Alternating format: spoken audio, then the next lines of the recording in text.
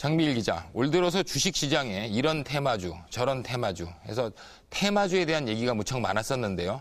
테마주, 정확하게 어떤 뜻입니까? 자전거 육성 정책처럼 이슈가 하나 터지면 그 앞으로의 성장에 대한 기대감 때문에 주가가 급등하게 되는데 바로 이런 종목들을 테마주라고 합니다.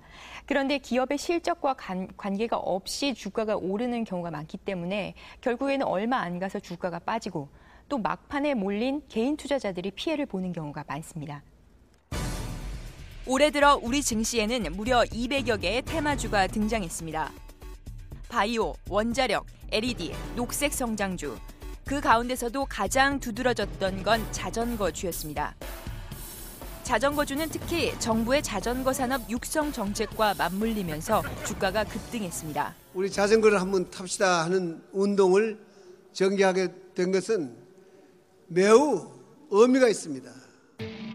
자전거 업계 1위인 삼천리 자전거는 지난 4월 7,000원에서 시작해 한 달 반 만에 37,000원까지 치솟았고 2위 업체인 참 좋은 레저도 5,000원에서 21,000원으로 4배 급등하는 등 신화를 써냈습니다. A모션은 자전거 유통업체를 인수했다는 이유로, 극동유한은 자전거 도로를 만든다는 이유로, 쓰리노드 디지털은 자전거 생산의 원료로 사용되는 마그네슘 광산을 소유했다는 이유로 주가가 급등했습니다. 하지만 제대로 된 생산 공장 하나 없이 수입 유통에만 의존하고 있는 게 우리 자전거 업계의 현실입니다. 결국 이상 과열이라는 경고가 나오면서 주가는 일제히 하락했습니다. 자전거 테마주로 분류돼 한 달 새 주가가 40%나 올랐었던 업체 한 곳을 찾아가 봤습니다. 이 업체에서 생산하는 탄소 섬유가 초경량 자전거의 소재가 될 수 있다는 주식 투자가들의 분석에 대해 어이없다는 반응을 보였습니다. 저희가 이제 카본 파이버를 하는 이유는 자전거에 쓰기 위해서 하는 그런 건 아니고 이런 국책 과제라고 큰 사업들을 하기 위한 사업이지 자전거 정도의 하는 건 아니고. 자전거용 탄소 소재를 일부 납품하긴 하지만 전체 매출로 보면 너무 미미하다는 겁니다. 하물며 저희가 양궁 화살도 우리가 만드는 카본 파이버로 만들 수밖에 없기 때문에 우리 회사에서 만드는 거지. 그게 이제 주식은 저는 관계가 없습니다. 이처럼 기업의 실적과는 관계없이 광풍처럼 주식시장을 휩쓰는 테마주 사례는 수도 없이 많습니다. 재작년 파푸아뉴기니 자원개발 계획을 발표한 뒤 코스닥 시장 최고의 테마주로 떠올랐던 GENF. 주가가 10배 이상 상승하면서 수직 상승한다는 의미로 헬리콥터라는 별명이 붙었습니다. 3년 반쯤 됐을 거예요. 한 4,000몇 대 됐을 때부터 손을 댄 게 자원개발주라고 하는 데 대해서 매력을 느꼈어요. 우리가 자원 빈부가니까. 하지만 금융감독원이 사업 계획에 의혹을 제기하면서 주가가 급락하기 시작했습니다. 재작년 2월 4만 원대를 육박하던 주가는 올해 4월 110원까지 곤두박질 쳤고 결국 지난달 상장 폐지됐습니다. 이거는 12,800명이라는 주주를 사형 확정 바로 집행이에요. 원통하고 분해서 내가 어떻게 죽겠느냐는 거지. 노후 자금으로 모아둔 1,000여만 원을 GENF 주식에 투자했다는 김옥분 할머니.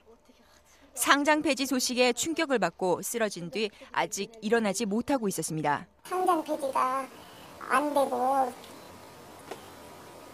관리정보에서 탈퇴한다 소리를 하더라고요. 그래서 회사 얘기를 해봤더니 이번에 46인가 얼마 매출을 올려서 탈퇴를 면할 것 같아, 관리정보 면할 것 같다 그래서 참 들어갔다가 이렇게 참 당했는데 어떻게 하면 좋을지 모르겠어요.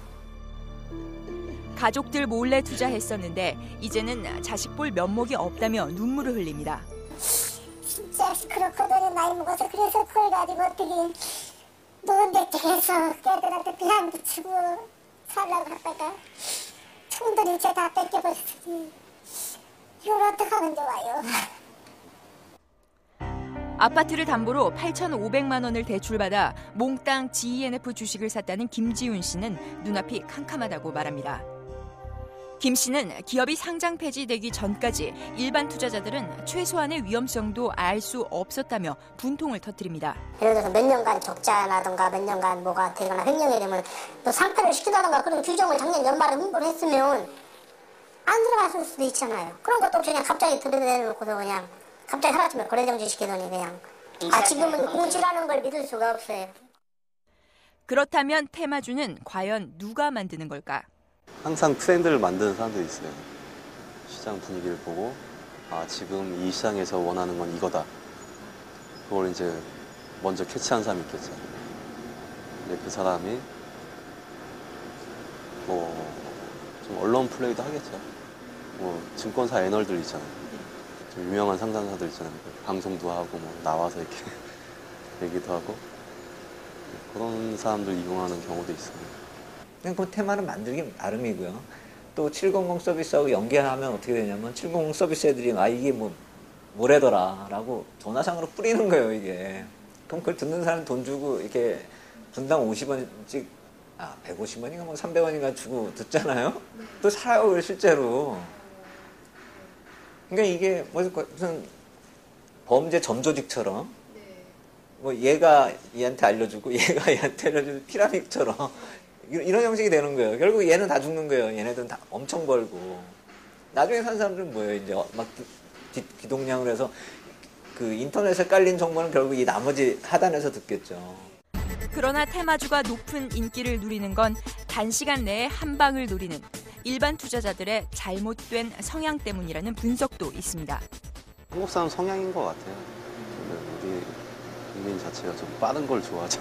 어떻게 보면. 복권이라기보다는 빨리 취하고 싶어 하는 게 있잖아요. 회사 호재 같은 거 하나 딱 터뜨리면서 주가를 상한가 몇 방 보낸다. 그러면 이제 관심이 집중되잖아요.